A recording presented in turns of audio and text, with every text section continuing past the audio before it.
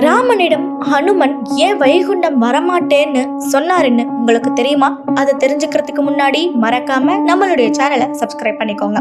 பகவான் விஷ்ணுவின் அவதாரங்கள்ல மிக முக்கியமானதாக இந்துக்களால கருதப்படுவது ராம மற்றும் கிருஷ்ணனுடைய அவதாரமாகும். இதுல ராம அவதாரத்துல பல அற்புதங்களை புரிஞ்சு அனைவரின் மனதிலும் இடம்பெற்றார் ராமன். ராமனின் அவதாரத்துல அவருடைய ஆயுட்காலமான 11,000 ஆண்டுகள் முடிந்த பிறகு அவரின் இருப்பிடமான வைகுண்டத்திற்கு புறப்பட தயாரானார். அப்பொழுது அயோத்தியில் பாயும் சராயு நதிக்குள்ள இறங்கிய ராமர் அவரோடு சேர்த்து அனைவரையும் கொண்டு செல்ல நினைத்தார். அப்பொழுது ராமரின் மிக முக்கிய சேவகனான ஹனுமன் மட்டும் தனித்து நின்றிருந்தார். ஹனுமனிடம் நீ வரவில்லையா அப்படின்னு ராமர் கேட்க, அதற்கு ஹனுமன், இல்லை ராமபிரானே, வைகுண்டத்தில் அமிர்தமும் ஆனந்தமும் சுகபாவனங்கள் அனைத்தும் குறைவில்லாமல் கிடைக்கும்.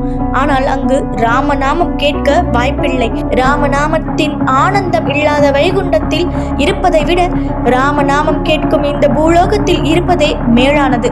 அதனால் நான் பூமியிலேயே நிரந்தரமாக தங்கி நலன் தரும் ராமநாமத்தை சொல்ல போகிறேன் அப்படின்னு ராமபிரான் கிட்ட ஆஞ்சநேயர் சொல்றாரு. இதன் காரணமாக ராமாயணம் பாராயணம் செய்யப்படும் ஒவ்வொரு இடத்திலும் ஒரு பலகைய அனுமனுக்காக தனியாக வைப்பாங்க. ராமநாமம் பாடும் பாராயணம் கேட்கும் சூட்சும வடிவுல ஹனுமன் எழுந்தருளுவார் என்பது ஐதீகம். தூதனாக வீரனாக மதியுக மந்திரியாக அனுமன் விளங்கினாலும் அவர் ராமனின் திருவடிகளை தாங்கி நிற்பதில் அலாதி மகிழ்ச்சி அடைபவராகத்தான் இருக்கிறார்.